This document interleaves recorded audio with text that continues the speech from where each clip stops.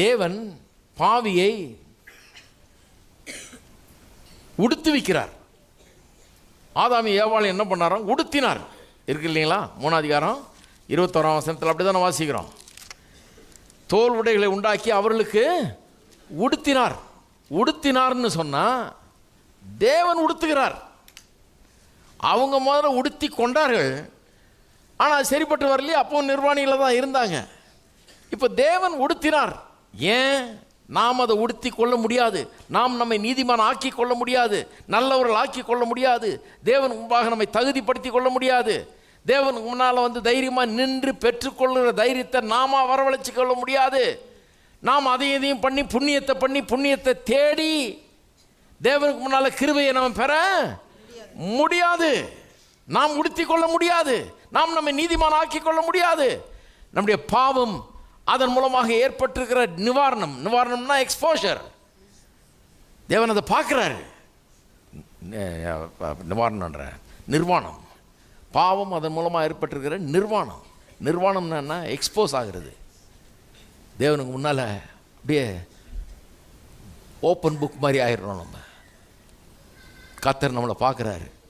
இதை எப்படி மூடுறது? அவர்கிட்ட எப்படிங்க மூடுறது? அவர்கிட்ட மூடுற மாதிரி எங்கிட்ட எதுவுமே கிடையாது, உங்கள்கிட்டையும் எதுவுமே கிடையாதுன்னு எனக்கு தெரியும். நிச்சயமாக எதுவுமே கிடையாது.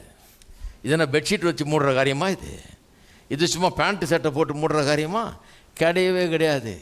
அவருடைய கண்களுக்கு முன்பாக நாம் பாவிகளாக இருக்கிறோம், தகுதியற்றவர்களாக நிற்கிறோம். வெட்கம், அவமானம் தேவனை விட்டு தூரம் ஓட சொல்லுது, ஒளிய சொல்லுது, தைரியத்தெல்லாம் எடுத்து போடுது.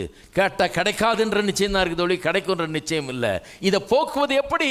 இயேசுவின் ரத்தம் இதை போக்குகிறது. அப்போ அவர் உடுத்துவிக்கிறார். இந்த ஆட்டை கொன்று அந்த தோலை உருவி எடுத்து இவனுக்கு போட்டு காண்பிக்கிறார். அதான் ஏசாயா தீர்க்கதரிசன புஸ்தகத்தில் அருமையாக சொல்லியிருப்பாருங்க. ஏசாயா 61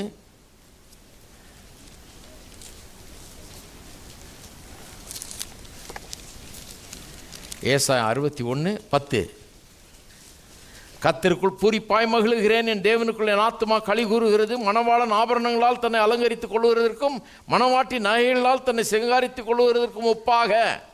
அதாவது பிரைடு மணமகள் எப்படி நகையினாலும் அலங்காரத்தினாலும் தன்னை சிங்காரித்துக் கொள்கிறார்களோ, அதுபோல் ரட்சிப்பின் வஸ்திரத்தினால் என்னை உடுத்தி, வஸ்திரங்களை எனக்கு உடுத்தி, நீதியின் சால்வையை எனக்கு தரித்தார். பிரைடை காட்டிலும் ரொம்ப பியூட்டிஃபுல்லாக நம்மளை டெக் பண்ணியிருக்காருன்னு அர்த்தம். இருக்கீங்களா? ஊரில் இருக்கிற அவ்வளோ நகையும் போட்டு, அவ்வளோ பட்டு புடவையும் கட்டி, அவ்வளோ பூவையும் வச்சு, மேலேருந்து கீழே வரைக்கும் தொங்க விட்டு, இங்கேருந்து அங்கே வரைக்கும் வர்ற மாதிரி தொங்க விட்டால் கூட அப்படி வராது. கர்த்தர் நம்மை நீதியின் வஸ்திரத்தினால் உடுத்தி இருக்கிறார். பார்க்கறதுக்கு அழகானவர்களாய் மாற்றி இருக்கிறார். தேவனுடைய பார்வையில் ஏற்றுக்கொள்ளத்தக்கவர்களாய் நம்ம மாற்றி இருக்கிறார். விரும்பப்படத்தக்கவர்களாக நம்ம மாற்றி இருக்கிறார். அவருடைய ரத்தத்தால் அது செய்யப்பட்டிருக்கிறது. நம்மை அவர் உடுத்துகிறார்.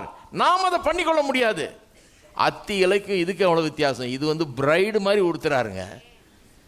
பிரைடு எப்படி உடுத்துறாங்க? இன்றைக்கெல்லாம் வீட்டிலே உடுத்த மாட்டாங்க. அதுக்கு ஒரு கம்பெனி வச்சு, அதுக்கு ஒரு இடம் வச்சு, அதுக்கு ஆயிரக்கணக்கான ரூபாய் வாங்குறாங்க. ஐயோ ஏன் கேட்குறீங்க? எதுக்கு எடுத்தாலும் 10,000 15,000ன்றாங்க. சும்மா ட்ரெஸ் பண்ணி புடவையை கட்டி விடியலாம். அதுக்கு ஒரு ஆள் தேவை. நான் தான் கேட்டேன், இவ்வளோ நாள் புடவை என்னத்தை கட்டினீங்க நீங்கள்லாம்? கட்ட தெரியாதானே? இதுக்கு ஒரு ஆள் தேவையா? இதுக்கு ஒரு 10,000 ரூபா கொடுக்குமாங்க. இல்லை அவங்க கட்டுற விதமே வேற. அடக்கடவுள அதை விட சூப்பராக கட்டி விடுறாராம் அவர். நீதியின் வஸ்திரத்தினால் நம்மை உடுத்துகிறார். இருக்கீங்களா?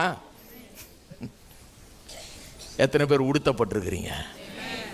இதெல்லாம் நினச்சி பார்த்தீங்கன்னா இயேசுவின் ரத்தம் உங்களுக்கு என்ன செய்யும், எவ்வளோ வல்லமை உள்ளது, என்ன பண்ணியிருக்குது, எப்படி கொண்டு போய் நம்ம கடவுளுக்கு முன்னால் நிறுத்துது. அது எப்படி நிற்கிறேன் நான் அவருக்கு முன்னால்.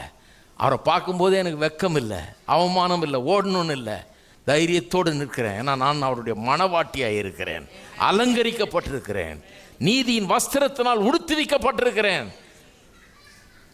அவர் என்னை விரும்பி பார்க்கிறார். அந்த எண்ணம் உள்ளே வரணும். அது உள்ளே வந்த பிறகு ஜெபம் பண்ணி பாருங்கள் எப்படி இருக்குதுன்னு. அது உள்ளே வந்த பிறகு ஆராதிச்சு பாருங்கள் எப்படி இருக்குதுன்னு. இயேசுவின் ரத்தத்தின் வல்லமை அங்கே தான் இருக்குது இல்லையா? சரி, உடுத்துவிக்கிறார். 5வது, குற்றம் குற்றம் செய்தவர்களுக்காக குற்றமற்ற ஒருவர் மரிக்கிறார். அதுவும் இங்கே வருது. ஆடு என்ன குற்றம் செய்து? ஒன்றுமே செய்யலை. ஆதாம் என்ன செஞ்சான்? அவன் தான் பாவி. அவன் மறிக்கலையே. அவனுடைய பாவத்தை, குற்றம் செஞ்ச அந்த மாபெரும் பாவிக்காக, அவனுடைய பாவத்தை மூடுறதுக்காக ஆடு மறிக்குது. என்ன அநியாயன்றீங்க? அட, ஒரு ஆடு மறிச்சதே அவ்வளோ அநியாயன்றீங்க. தேவ ஆட்டுக்குட்டியாகிய இயேசு மரித்தார்.